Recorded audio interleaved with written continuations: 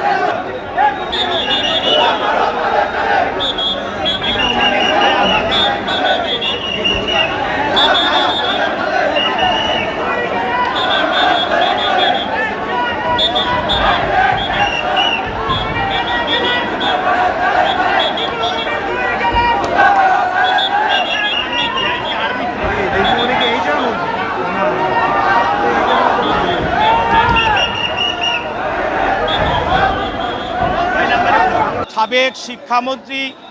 দীপু মনি এবং সাবেক এমপি আরিফ খান জয় দুইজনকে বিজ্ঞ আদালতে আজকে হাজির করা হয় এবং এই মামলায় হাজির করে তদন্তকারী কর্মকর্তা এই দুই আসামির বিরুদ্ধে 10 দিনের রিমান্ড প্রার্থনা করেন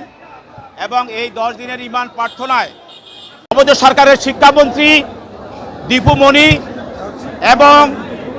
সাবেক সংসদ সদস্য সাবেক সংসদ সদস্য জয় তাকে আজকে বিজ্ঞ আদালতে হাজির করা হয় এবং মোহাম্মদপুর থানা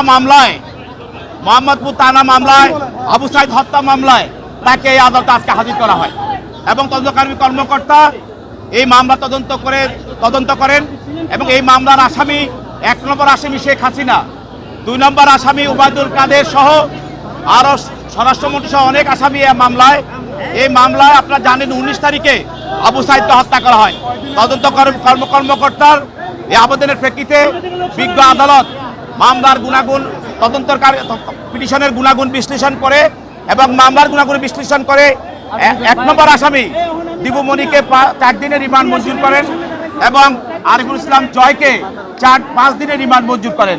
এবং আসামি পক্ষে একজন আইনজীবী উপস্থিত ছিলেন,